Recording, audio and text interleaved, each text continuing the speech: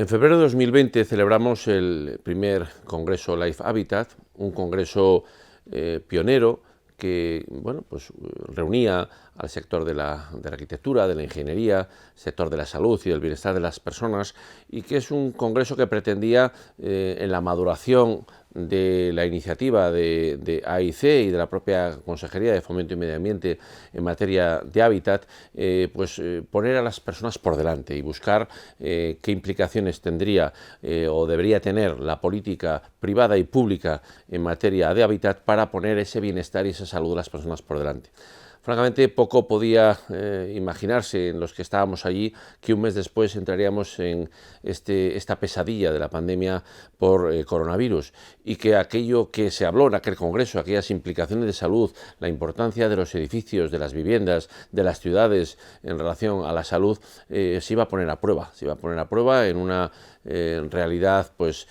francamente terrible, que ha llevado por delante a muchos miles de personas y que por lo tanto ha hecho más acuciante, ¿no?, el poner la salud y las personas por delante. Una pandemia que ha puesto en solfa nuestros edificios sanitarios, nuestros edificios residenciales, las circulaciones, y que por tanto hace cada vez más acuciante el poder poner a esa salud y ese bienestar por delante en las políticas públicas y privadas. Aquella pandemia trajo consigo también otro elemento muy importante, que es la reacción europea para la recuperación, a través de ese plan de recuperación, transformación y resiliencia europeos, en los que uno de los pilares fundamentales precisamente de ese plan, dentro de los tres vectores principales, que es la sostenibilidad, que es la transformación digital, que es la cohesión territorial, pone como una de las políticas palanca más relevantes las que se refieren a la vivienda y al hábitat. Es decir, aquello que se habló en aquel congreso en febrero del año pasado se ha puesto de manifiesto de una forma palmaria en la propia pandemia y en la propia política de la Unión Europea para vencer la crisis económica que deriva de esta pandemia y hacernos más resistentes, transformando también la política de vivienda y la política hábitat. Si a eso le unimos que el cambio climático también apura, y que ya a finales, efectivamente, de 2020 se ponía de manifiesto, y a finales de 2019 con esa conferencia de la ONU que se celebró en España, que había que acelerar el paso, y la implicación que tiene el propio cambio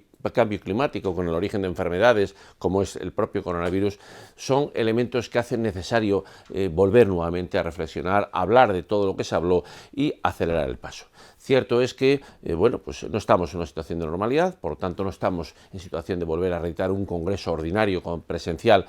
como sí lo será, esperemos y confiamos, en el año 2022, y por tanto la responsabilidad de AIC, del equipo de AIC, con Ricardo Fortuoso a la cabeza, y luego la colaboración con la Junta de Castilla y León, creemos que esta iniciativa de hacer este mini Life Habitat como